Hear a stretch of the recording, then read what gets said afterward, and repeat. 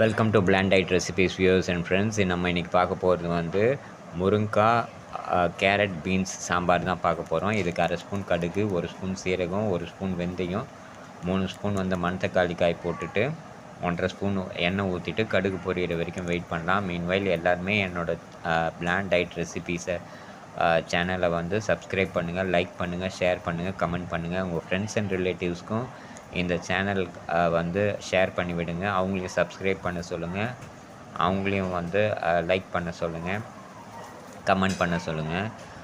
இப்போ வந்து நம்ம கடுகு பொரியிற வரைக்கும் வெயிட் பண்ணலாம். மீன்வைல் நான் போடுற வீடியோஸ் எல்லாமே வந்து பிளாண்ட் டயட் தான். எந்த ஒரு காரமோ இல்லை மசாலாஸோ ஆட் பண்ணாமல், இது எல்லாமே வந்து வயிறு ப்ராப்ளம் இருக்க பேஷண்ட்ஸ்க்காக தான். இப்போ கடுகு பொரிய ஆரம்பிச்சிடுச்சு. ஸோ அதனால் இப்போ நம்ம கேஸை சுவிட்ச் ஆஃப் பண்ணிடலாம். ஆஃப் பண்ணிவிட்டு இப்போ நான் ஒரு பெரிய சைஸ் தக்காளி எடுத்துகிட்டு அதை வந்து நல்லா போட்டு வதக்கிக்கலாம். இது வந்து மீடியம் ஃப்ளேம் வச்சு வதக்கிக்கங்க, இல்லைனா வந்து தீஞ்சு போயிடும். ஸோ நான் வந்து 50% ஆஃப் த தக்காளி தான் இப்போ வதக்க போகிறேன். எனக்கு அது கொஞ்சம் 50% வதக்கினா தான் க்ரன்ச்சி ஃபீலிங் கொடுக்கும் நம்ம சாம்பார் சாப்பிடும்போது. மீன்வைல் வந்து இந்த டைப் ஆஃப் ஃபுட் எல்லாமே வந்து நான் போடுறது எல்லாமே வந்து அல்சர் பேஷண்ட்டுக்காகவுமே, கேஸ்ட்ரோ ப்ராப்ளம் இருக்க பேஷண்ட்ஸ்க்கு, அதே மாதிரி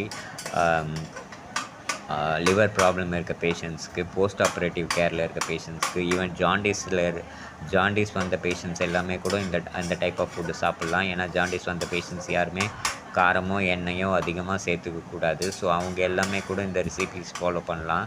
சப்போஸ் உங்கள் ஃப்ரெண்ட்ஸ் அண்ட் ரிலேட்டிவ்ஸில் யாருக்காவது வயிறு சம்மந்தமான ப்ராப்ளமோ இல்லை ஏதாவது காரம் சாப்பிட முடியாத ப்ராப்ளமோ இருந்ததுன்னா என்னோடய சேனலை வந்து ஃபாலோ பண்ண சொல்லுங்கள். ஸோ இதில் எல்லாமே வந்து காரமே இல்லாமல், மசாலா எதுவும் போடாமல் பக்கா பிளாண்ட் டயட்டாக தான் போட போகிறேன். எல்லா வீடியோஸுமே வந்து அப்படி தான் இருக்கும். ஸோ அதனால் உங்கள் ஃப்ரெண்ட்ஸ் அண்ட் ரிலேட்டிவ்ஸில் யாருக்கு வந்து இந்த ப்ராப்ளம் இருந்தாலும் அவங்கள வந்து என்னோடய சேனலில் நான் போஸ்ட் பண்ணுற வீடியோஸ் எல்லாம் பார்த்து இதில் நான் போடுற ரெசிபீஸ் மாதிரி அவங்களையும் பண்ணி சாப்பிட சொல்லுங்கள். ஸோ வந்து இப்போ நம்ம வந்து ஒரு கப் அளவுக்கு பருப்பை வந்து நல்லா 3-4 டைம்ஸ் வாஷ் பண்ணி அதை ஒரு 1/2 அன் ஹவர் ஊற வச்சிடணும். ஊற வச்ச பருப்பையும் வந்து இப்போ நம்ம இதில் ஆட் பண்ணிக்கலாம்.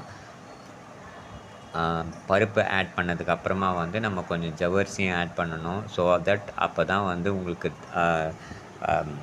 சாம்பாரும் நல்ல திக்னஸ் கிடைக்கும். அதே மாதிரி வந்து ஜவ்வரிசி வந்து வயிற்றுக்கு ரொம்ப நல்லது, ரொம்ப குளிர்ச்சியான ஐட்டம், வயிற்றுக்கு ரொம்ப நல்ல பெனிஃபிட் கொடுக்கும். ஸோ அதையும் வந்து நான் இதில் ஆட் பண்ண போகிறேன். ஸோ இப்போ வந்து நம்ம பருப்பு இதில் ஆட் பண்ணியாச்சு. பருப்பு ஆட் பண்ணி முடிச்சதுக்கப்புறமா தேவையான அளவுக்கு தண்ணி நம்ம ஆட் பண்ணிடலாம். பருப்பு வேகிற அளவுக்கு கொஞ்சம் ரொம்ப தண்ணி ஊற்ற வேண்டாம். ரொம்ப தண்ணி ஊற்றுனீங்கன்னா வந்து உங்களுக்கு சாம்பார் ரொம்ப தண்ணி ஆகிடும். ஸோ தேவையான அளவுக்கு தண்ணி ஊற்றிக்கிங்க. ஊற்றிட்டு கொஞ்சமாக வந்து ஒரு 4-5 ஸ்பூன்ஸ் ஆஃப் ஜவ்வரிசி வந்து ஆட் பண்ணிக்கிங்க. ஆட் பண்ணி முடிச்சதுக்கப்புறமா கட் பண்ணி நல்லா வாஷ் பண்ணி வச்சுருக்க அந்த கேரட்டு, பீன்ஸ், அப்புறம் முருங்கைக்காய் இது எல்லாத்தையுமே நான் ஆட் பண்ணிடுறேன். இதோட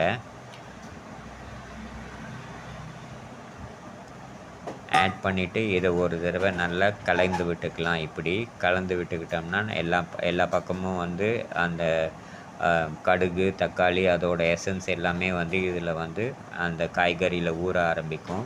ஸோ இதை நல்லா ஒரு தடவை கலந்து விட்டுட்டு நம்ம குக்கரோட மூடி போட்டுட்டு ஹை ஃப்ளேமில் நல்லா 4 விசில் வைக்கலாம். அப்போ தான் வந்து காய்கறி நல்லா வேகும், பருப்பும் நல்லா வேகும், அதே மாதிரி ஜவ்வரிசியும் நல்லா வேகும். ஸோ இந்த டைப் ஆஃப் ஃபுட் எல்லாமே வந்து அல்சர் பேஷண்ட்ஸ்க்கு ரொம்ப சூட்டபுளாக இருக்கும். இது சாப்பிட்றதுனால வயிற்றுக்கு எந்த ஒரு இரிட்டேஷனும் இல்லை வயிறு இது சாப்பிட்டதுக்கப்புறமா அவங்களுக்கு வாமிட்டிங் சென்சேஷனும் எதுவுமே இருக்காது. ரொம்ப சேஃப் அண்ட் நல்லா இருக்கும். இப்போ 4வது விசிலும் வந்துருச்சு.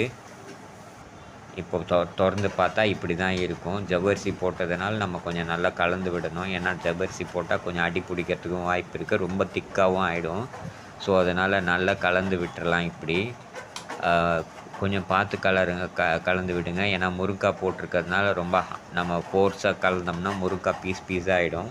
ஸோ அதனால் நல்லா எல்லா இடமும் அடி பிடிக்காத மாதிரி எல்லா இடமும் கலந்தும் விடணும். அதே சமயத்தில் முருங்காவும் வந்து ரொம்ப உடஞ்சி போகாமல் பார்த்துக்கிற மாதிரி நீங்கள் கலந்து விடணும்.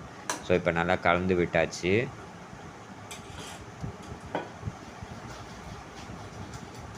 இப்போ வந்து நான் புளி கரைச்சல் ஆட் பண்ணிடுறேன். புளி கரைச்சலில் பார்த்தீங்கன்னா 3 பட்டை புளி, 1½ ஸ்பூன் உப்பு, அப்புறமா 3 ஸ்பூன் வந்து அரோட்டி மாவு ஆட் பண்ணிவிட்டு அதை நல்லா கரைச்சி வச்சுருக்கேன்.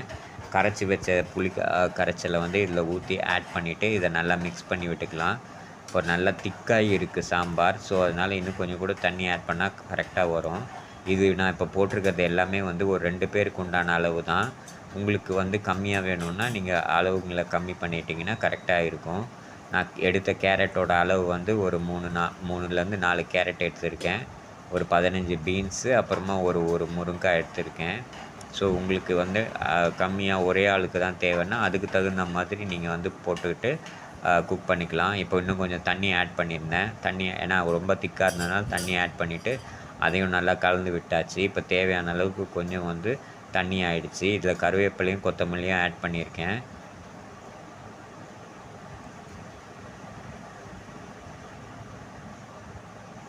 மீன்வைல் யாருக்காவது ஜாண்டிஸ் இருந்தால் கூட இந்த டைப் ஆஃப் ஃபுட்டை சாப்பிட சொல்லுங்கள். அவங்க கூட காரமோ இல்லை எண்ணெயோ சாப்பிடக்கூடாது.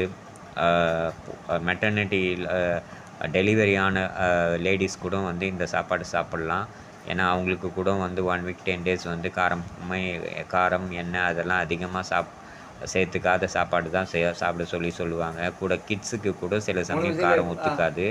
அவங்களுக்கு கூட இந்த மாதிரி டயட் வந்து ஃபாலோ பண்ணலாம். இப்போ வந்து ஃபஸ்ட்டு வந்து நம்ம ஹை ஃப்ளேமில் 4 விசில் வச்சோம். இப்போ வந்து மீடியம் ஃப்ளேமில் ஒரே ஒரு விசில், அப்படி இல்லைனா 10 நிமிஷம் வச்சா போதும். விசில் வரலன்னா கூட பரவாயில்ல, 10 நிமிஷம் வச்சிங்கனாலே ஆட்டோமேட்டிக்காக வந்து அந்த ஊற்றிருக்க அந்த புளி கரைச்சல் எல்லாமே பக்காவாக பிளெண்ட் ஆகி வந்துடும். ஸோ இந்த மாதிரி சாப்பாடு வந்து ரொம்ப சேஃபு. அல்சர் பேஷண்ட், அப்புறமா குடல் சம்மந்தப்பட்ட எந்த ஒரு ப்ராப்ளம் இருக்க பேஷண்ட்டுக்கும் இது ரொம்ப சேஃபு. இப்போ ஆல்மோஸ்ட் இந்த சாம்பார் வந்து ரெடி ஆயிடுச்சு. அவ்வளோதான் வியூவர்ஸ். தேங்க்யூ.